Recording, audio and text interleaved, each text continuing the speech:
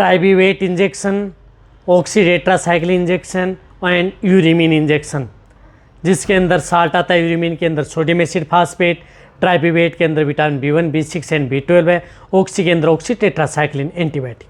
क्या ये इंजेक्शन एक ही ड्रिप में उपयोग करना सही है या गलत, या उपयोग कर रहे हैं तो क्या सावधानी रखें।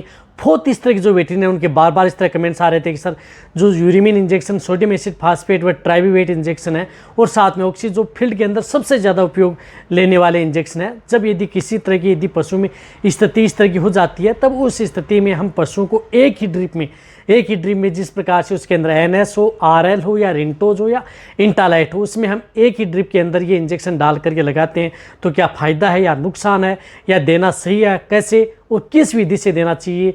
आज की वीडियो के अंदर मैं पूरी डिटेल से सही जानकारी आपको दूंगा, ताकि आपके पशु में किसी भी तरह का कोई नुकसान देखने को न मिले। पशुपालक उनके लिए फायदेमंद है, साथ में जो वेटरनरी हैं उनके लिए बहुत ज़्यादा फायदेमंद है, ताकि आप फील्ड में जो काम कर रहे हैं, ताकि आप सचेत रहें और पशुओं में आप जो भी यदि ट्रीटमेंट कर रहे हैं उससे आपको अच्छा रिजल्ट देखने को मिले। वीडियो जरूर लंबी होगी, लेकिन स्किप करके में देखना, पूरा देखना। इस चैनल पर भी नए आए हैं या पहली बार जुड़े हैं तो पहली बार चैनल को सब्सक्राइब कर लें, साथ में बेल आइकन और ऑल वाला बटन दबाएं। आपको पता है कि चैनल पर सही, सटीक और साइंटिफिक मेथड से आपको जानकारी दी जाती है। वीडियो पर आते लाइक और दोस्तों के साथ शेयर जरूर कर दिया करें। देखो, सबसे पहले मैं बताता हूँ जिस प्रकार से ये ट्राइबीवेट इंजेक्शन है, जो ट्राइबीवेट इंजेक्शन जिसके अंदर साल्ट है, vitamin B1, B6 and B12 injection, हालांकि ये मल्टीविटामिन इंजेक्शन है। ये किस तरह की स्थिति में लगाया जाता है, जब पशु कमज़ोर है, या पशु खाना पीना नहीं कर रहा है, या पशु बैठ गया खड़ा नहीं हो पाता है, या नर्वाइकल डिजीज़ है। हालांकि इन इंजेक्शनों के बारे में मेरे चैनल पर डिटेल से वीडियो बनी हुई है, हर अलग अलग इंजेक्शन के बारे में, वहाँ पर भी जा करके देख सकते हैं। यदि आपको ऐसे इंजेक्शन नहीं मिल रहे हैं तो प्ले लिस्ट में जाएँ, वीडियो की प्ले लिस्ट में जा करके वहाँ वेट इंजेक्शन की जो प्ले लिस्ट बनी है वहाँ पर आपको हर इंजेक्शन के बारे में जानकारी मिल जाएगी। तो ये स्थिति में ये ट्राइबीवेट इंजेक्शन है, उन पशुओं को लगाया जाता है। हालांकि इंजेक्शन सभी तरह के पशुओं के लिए सेफ इंजेक्शन रहता है। यदि इसकी डोज यदि आप सही मात्रा में लगाएं, यदि ज़्यादा भी लग जाए तो भी आपके पशु में नुकसान नहीं करता है, कम भी लग जाए तो भी आपके पशु में। इसलिए आप इस इंजेक्शन का उपयोग, ट्राइबीवेट इंजेक्शन है, वैसे इन इंजेक्शनों की सभी की डोज आपको सही मात्रा में लगाएंगे तभी आपको बेस्ट रिजल्ट मिलेगा। इसकी डोज होती है 1 ml पर 20 kg body weight. Standard dose यदि आप 1 ml 20 kg बॉडी वेट है तो उसमें लगा सकते हैं। इंट्रामस्कुलर, इंट्रावेनस दोनों रूट से लगता है। यह है ट्राइबीवेट इंजेक्शन। इसी तरह से आता है यूरिमीन इंजेक्शन, जिसके अंदर साल्ट आता है, सोडियम एसिड फॉस्फेट। अब देखो, ये फास्फोरस का इंजेक्शन है यूरिमीन इंजेक्शन। ये भी बहुत अच्छा काम करता है। फील्ड के अंदर सबसे ज़्यादातर इसको उपयोग में लिया जाता है। जिस प्रकार से इनफर्टिलिटी है, बांझपन में भी इस इंजेक्शन का उपयोग किया जाता है। यदि पशु इंडाइजेशन में है, यदि खाना पीना जुगाली नहीं कर रहा है तो उस स्थिति में लिया जाता है। या यदि आपके पशु में जिस प्रकार से पेशाब के साथ खून आ रहा है, ब्लीडिंग हो रही है, या पशु कमज़ोर हो चुका है, या पशु हीट में नहीं आ पा रहा है, कंसीव नहीं हो पा रहा है, इस तरह के केस के अंदर लिया जाता है। साथ में यदि पशु में जिस प्रकार से कई तरह की जो मेटाबॉलिक डिजीज़ हो जाती हैं, जिस प्रकार से कीटोसिस हुआ, मिल्क फीवर हुआ, अदर जो डिजीज़ हो जाती हैं, या कई तरह की जो नर्वाइकल डिजीज़ हो जाती हैं, उनमें भी आप इस यूरिमीन इंजेक्शन का उपयोग, आपका वेटरनरियन है वह इस इंजेक्शन का उपयोग करता है। ये तो मैंने आपको शॉर्ट में आपको हिंट्स दिए।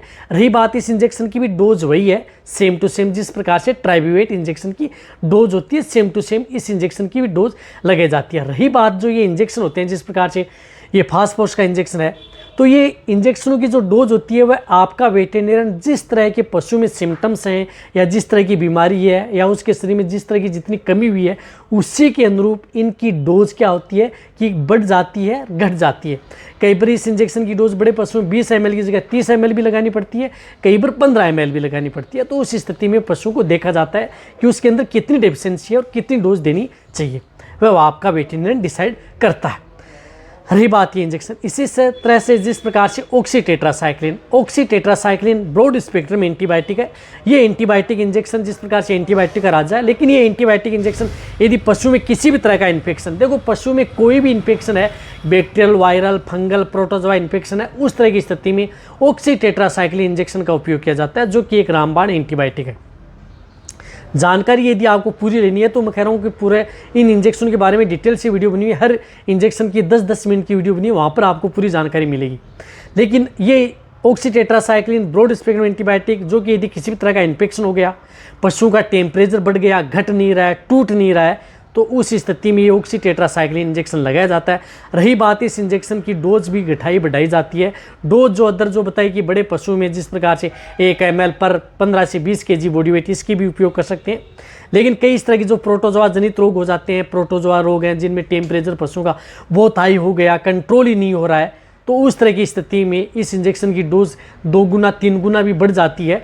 लेकिन वह भी फ्लूइड के साथ डायरेक्ट आप नहीं लगा सकते, उनको भी आप जिस प्रकार से NS RL उनके साथ मिक्स करके इसको लगाया जाता है, लेकिन वह भी आपका वेटेरिनरी लगाता है। तो उस स्थिति में इसकी डोज घट बढ़ सकती है। लेकिन ये एंटीबायोटिक इंजेक्शन, अब कहने का मतलब है कि ये जो तीनों इंजेक्शन है, ये इंजेक्शन जिस तरह से ये आती है NS जो आपको दिख रही है, NS नॉर्मल सेलाइन है, इसी तरह से ये आती है RL, और इसी तरह से जिस प्रकार से रिंटोज या इंटालाइट, इन तीनों के साथ, कहने का मतलब है कि इन तीनों में आप फील्ड के अंदर उपयोग करते हैं। लेकिन अब तीनों में यदि आप जिस तरह की सिचुएशन होती है, जिस तरह की स्थिति पशु में होती है, उसी के अनुरूप आपको ये फ्लूइड लगाना होता है। जिस तरह से पशु बैठ गया, खड़ा नहीं हो पा रहा है, बहुत ज़्यादा वीकनेस है, कमजोरी हो गई, या कोई नर्वाइकल डिजीज है, तो वहाँ पर हम इंटालाइट का उपयोग करते हैं। आप इंटालाइट का उपयोग करते हैं या रिंटोज का उपयोग करते हैं। लेकिन उस स्थिति में आपको जब ये इंजेक्शन लगाने होते हैं, जिस तरह से ऑक्सी टेट्रासाइक्लिन, ट्राइब्यूवेट और सोडियम एसिड फास्फेट, तो कहने का मतलब ये है कि यदि आप पशु को यदि 2 से 3 ड्रिप लगा रहे हो, जिस प्रकार से 2 लीटर यदि आप चढ़ा रहे हो, तो आप 1-1 लीटर की 2 लेते हैं, या 500-500 ml की 4 लगाते हैं, या यदि आप 1 लीटर चढ़ा रहे हैं तो 500-500 ml की 2 लें। जिससे क्या है कि कई तरह के जो इंजेक्शन है उसके साथ मिक्स करके लगाए जा सकते हैं।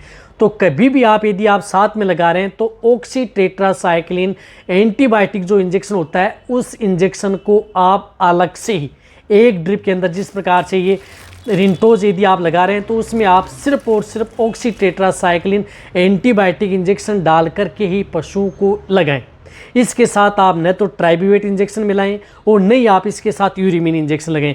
यदि आपको अच्छा यदि रिजल्ट लेना है, तो यदि आप सिंगल लगाएंगे तो पशु में बेटर रिजल्ट देखने को मिलेगा, खतरा भी पशु में नहीं होगा, नुकसान कोई नहीं करेगा। तो आप कभी भी आप इस ऑक्सी टेट्रासाइक्लिन को IV लगा रहे हैं तो अकेली ड्रिप 500 ml की जो ड्रिप आती है उसके साथ मिक्स करके आप अलग से लगाएं, और फिर 500 ml की बोतल में आप ये ट्राइब्यूवेट इंजेक्शन और ये यूरिमिन इंजेक्शन ये आप साथ में मिक्स करके लगा सकते हैं, कोई दिक्कत नहीं है। 15-15 ml आप अपने पशुओं को लगा रहे हैं तो दोनों को आप दूसरी ड्रिप में मिला करके आप लगाएं।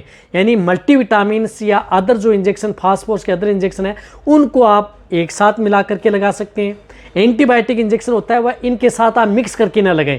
यदि आपको अच्छा रिजल्ट लेना है, फ़ायदा पशु में लेना है, किसी भी तरह का कोई नुकसान नहीं है, पशु भी सेफ रहेगा और आप फील्ड के अंदर भी सेफ रहेंगे, कोई भी आपके पशु में दिक्कत नहीं होगी, और आपको भी ये कन्फ्यूज़न नहीं रहेगा कि कहीं पर ऐसा तो नहीं है कि पशु में कोई दिक्कत हो जाए। क्योंकि ये पता है कि तेलीय इंजेक्शन होता है, ऑक्सी टेट्रासाइक्लिन बहुत गाढ़ा कर देती है, कई इसके साथ इंजेक्शन मिल जाते हैं तो इसमें फ्लूइड है वो बहुत गाढ़ा बन जाता है, और जब चढ़ाते हैं तो वहाँ पर फ़ायदे की वजह पशु में बहुत ज़्यादा नुकसान कर सकता है।